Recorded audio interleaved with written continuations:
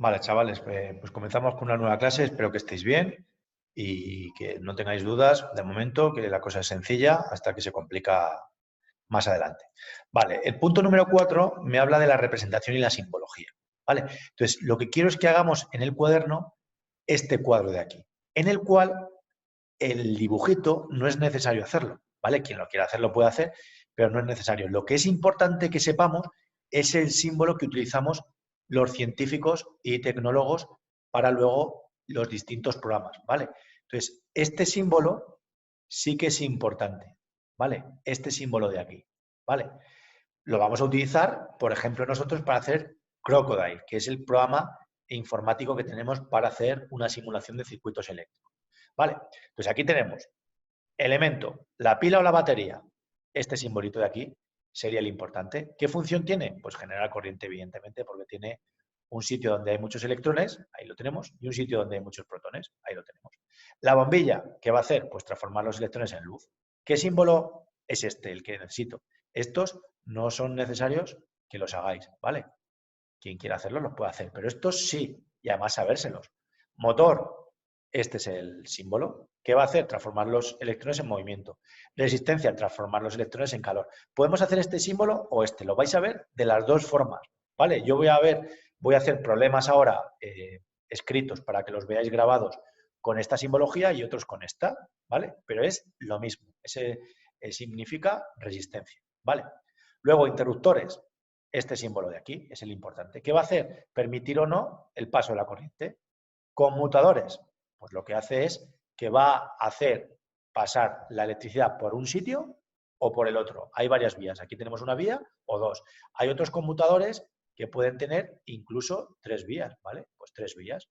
Entonces, aquí sería la simbología de un conmutador de tres vías, ¿vale? Pues como queráis, ¿vale? Aquí tendrías tres vías, una, la 2 y la número 3, ¿vale? Tres vías distintas.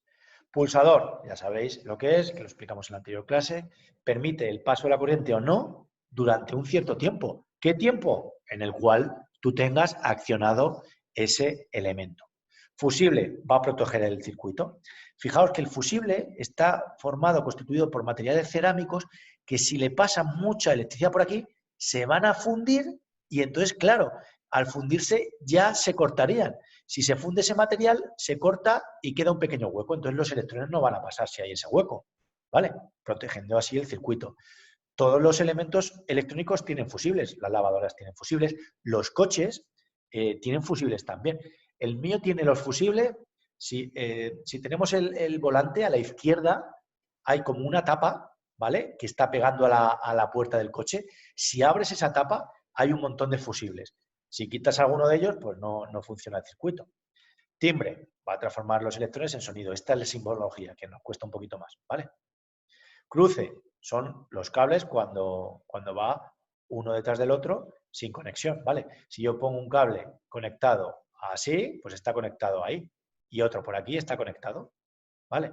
Ahora, esto no lo he hecho bien. Vamos a eliminarlo. Mira, lo eliminamos. Mirad, esto es un cable, ¿vale? Si yo lo conecto aquí, pues está conectado. Si yo lo conecto aquí, pues está conectado. Ahora, esta representación me hace pie a que no están conectados. ¿Qué he hecho yo por aquí? Con un cable, esto es el cable número 1 y esto sería el cable número 2. ¿Vale? A ver si puedo dibujar el 2 un poquito mejor. ¿De acuerdo? Entonces esos son cruces. Los empalmes es cuando conectamos dos circuitos, por eso se le ponen puntitos. Yo no lo he puesto aquí muy mal, ¿vale? Porque no se puede poner bien, pero bueno, ahora mismo sí que se ve ahí un puntito. Ese sería un cruce. ¿Vale? O sea, perdón, un empalme y esto un cruce. Y el amperímetro y el voltímetro lo que hace es medir intensidades y el segundo mediría voltajes. Luego veremos cómo se conectan los amperímetros y los polímetros, aunque en realidad esto está un poco desfasado y lo que hacemos ahora es conectar una cosa que lo llamamos polímetro, ¿vale? Los polímetros. Lo pongo aquí, polímetro, que lo puedo escribir así o, para el que no lo entienda, lo puedo escribir directamente con una caja de texto y poner aquí polímetro. ¿Vale? Los polímetros en realidad lo que sirven es para medir todo, ¿vale? Miden intensidades, como los amperímetros, sí. Miden voltajes, como los voltímetros, sí. Miden resistencias. Entonces, lo que hace un polímetro es medir todo, y es lo que se utiliza hoy en día, ¿vale? Más que los amperímetros y los voltímetros, ¿de acuerdo? Entonces, lo que quiero es que me hagáis, pues, como una especie de tabla en la cual pongáis el elemento, qué función tiene, y en medio, si queréis, la simbología, solo la simbología, ¿vale? No el dibujo. El dibujo es para niños. La simbología ya es para secundaria. Ahora, efectos de la corriente eléctrica. Pues muy rápidamente, el calor, que ya hemos hablado de él, lo provocan las resistencias por el efecto Joule, ¿vale? Se transforman los electrones en calor. ¿Veis? Por ejemplo, una plancha, una tetera, un secador, una tostadora, como os dije el otro día, como ejemplo, ¿vale? Otro sería la luz. Hay diferentes tipos de luces, las lámparas incandescentes o halógenas, las fluorescentes y de bajo consumo, y las lámparas LED, ¿vale? O sea, cuando vemos un tubo fluorescente, por ejemplo, en la cocina, en realidad lo que hay dentro es un gas, ¿vale? Ese gas, al producirle una diferencia de potencial, a producirle una corriente de electrones, se va a dispersar produciendo un efecto de fotones y produciendo luz. Entonces hay distintas formas de producción de luz a través de distintos elementos, ¿vale? Entonces, esto quiero que lo veáis, ¿vale? Porque algunos, pues a lo mejor necesitan gases, ¿vale? Otros funcionan con otro procedimiento distinto, con otros efectos distintos, y podríamos resumirlos también muy brevemente. Y por último, en movimiento, que podemos poner motores, si queréis añadir también servos, ¿vale? Lo añadimos aquí. Los servos también transformarían los electrones en movimiento, ¿de acuerdo? Sí que es verdad que los motores se utilizan para transformar el movimiento de forma continua, ¿vale? De forma continuada va a girar, ¿vale? Sin embargo, los servos lo que hacen es solo ante una situación gradual específica. Es decir, por ejemplo, en un robot, si yo quiero que se mueva abajo, voy a ponerle motores, porque se va a mover un montón, ¿vale? A lo mejor puede 10 metros. Pero en las manos le voy a poner servos, porque lo que quiero es que haga solo un movimiento, a lo mejor de 10 grados, pues que la mano del robot gire 10 grados. Si yo quiero que gire 20, pues 20 grados, utilizo también un servo. Pero si quiero que gire 360 grados, como por ejemplo un coche, pues ya utilizo motores, ¿vale? Entonces, fijaos, esto es cómo funciona, esta parte de aquí es cómo funciona un motor por dentro, ¿vale? Un motor por dentro en realidad tiene un imán, ¿vale? Con polo norte y polo sur, aquí vemos el polo sur y un polo norte, y por dentro un hilo de cobre, por ejemplo, un hilo de un conductor, ¿de acuerdo? Si aquí lo conecto a una pila, va a producir un movimiento en ese campo de electrones. ¿Por qué? Porque están íntegramente relacionadas el campo magnético del imán, polo norte y sur, con el campo eléctrico del conductor, del hilo de cobre o del que queramos poner. ¿De acuerdo? Entonces, si yo pongo un movimiento de electrones aquí, pues se va a mover este hilo conductor. De la misma forma, cuidado con esto, fijaos, si yo tengo aquí el polo norte y el polo sur y lo muevo, vosotros imaginaos que esto está unido. ¿Está unido por aquí?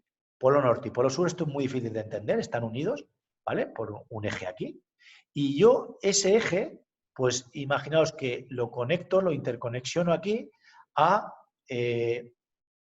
por ejemplo, un aerogenerador con sus distintas hélices o palas, ¿vale? Cuando gira el aerogenerador por la acción del viento, aquí vendría el viento, ¿vale? Estas hélices o palas pues van a girar, puedo ponerle 4, en general los aerogeneradores que habéis visto por el campo, que son de 1 mega, 2 megas, ¿vale? Suelen hacerlos de esas potencias, pues giran, entonces este imán evidentemente va a girar y aquí se va a producir una corriente de electrones que va a cargar la pila. Entonces, justo ahora es al revés, ¿vale? Entonces, una cosa es un dinamómetro y otro es un alternamómetro. Perdón, un dinamómetro no. Una cosa es una dinamo y otra cosa es un alternador, ¿vale? Entonces, si yo tengo aquí batería con cargada, pues va a girar esto, ¿vale? Pero si yo giro el imán sobre el hilo de cobre, va a cargar la batería, que esto es cómo se produce hoy en día la electricidad de los aerogeneradores que vemos por las distintas zonas de España, ¿vale? Que es el viento viene por aquí, gira las hélices están interconexionadas con una serie de imanes, ¿vale? Estos son grandísimos, ¿vale? Es muchísimo más complejo que esta definición, pero esos imanes girarán sobre un hilo de cobre y en el hilo de cobre se van a producir electrones, ¿vale? Que van a moverse cargando una pila, ¿vale? En realidad, ahí en los alternadores va a producir corriente alterna, que es la que mueve, por ejemplo, la electricidad en vuestros hogares, ¿vale? La que están conectados el frigorífico, la lavadora, el ordenador portátil a través del cargador, el cargador del móvil, las bombillas del sistema de circuito, eso es corriente alterna. Sin embargo, vuestros proyectos que vais a hacer cuando acabe todo esto son en corriente continua, que es a través de una pila. Por ejemplo, el mando de una televisión tiene una pila, por lo tanto es corriente continua. O esta petaca, pues también son pilas de petaca, con 3 pilas conectadas en serie, también sería corriente continua. Vale, muchas gracias chavales y nos vemos en el siguiente vídeo. Adiós.